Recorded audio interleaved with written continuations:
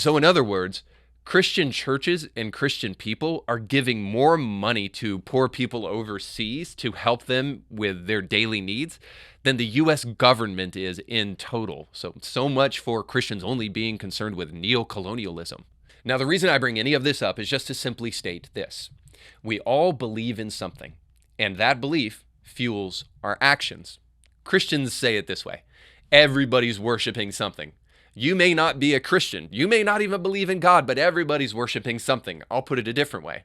Everybody has theology. Everybody has a belief in God, even if you are an atheist. So your atheistic belief in God may be that there is not a God, and then you'd have to ask yourself, who takes the place of God in that scenario? It's a different show for a different day.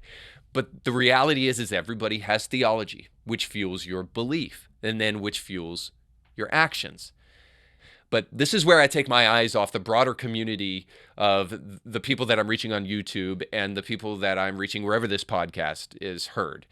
And I have to now harp upon my own community, the group of Christian conservatives that I call my brothers and my sisters, and say this: for the longest time, we have tried to steer away from doctrine and steer away from theology, as though it didn't matter, as though it were anathema, as though it were something evil. And in its place, we said, just teach us how to be good stewards of our finances. Teach us how to be good parents, or we just need relevant and practical information. Forget all of that theology and doctrine stuff. And to that, I just have to say, Linda, listen. We need theology. Because in the absence of the church standing up and giving authoritative theology, we have people like Joe Scarborough doing it for us and preaching sermons that absolutely have nothing to do with the Bible.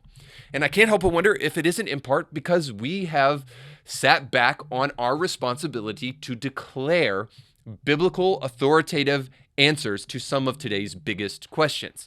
And I'm talking about this. In the absence of Roe v. Wade, I heard pastor after pastor give us their listening tour that they were going on. Oh, we're listening to all of you who are hurting over this decision right now. And then if you were lucky, you got the pastor who said, we're starting our listening tour, but we want you to know we are pro-life, but we hear your pain, we hear your wounds. And instead of doing that, what we should have done is we should have gotten a pastor with a heart and a backbone to stand up and say, here is the biblical reasons from the words of Jesus himself for why we are pro-life, why we cannot stand for abortion.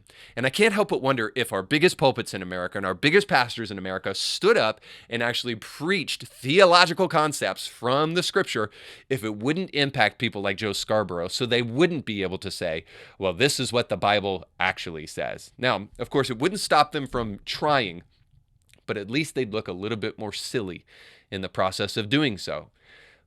And in the absence of us doing it, I can't help but wonder if there is a little bit of blame to go around. But I know this: theology matters, and everybody has it. So we have a responsibility to figure out what that looks like and to make sure that it's at least good theology. So you just got done watching a small excerpt of a much larger episode. You can find the link to that full episode down below in the description of this video. So you definitely need to check that out, because if you like that clip, you'll like the much larger episode. And while you're at it, don't forget to like, share, and subscribe, and click that little bell to be notified when great new episodes of Anything Heard come your way. Thanks for watching.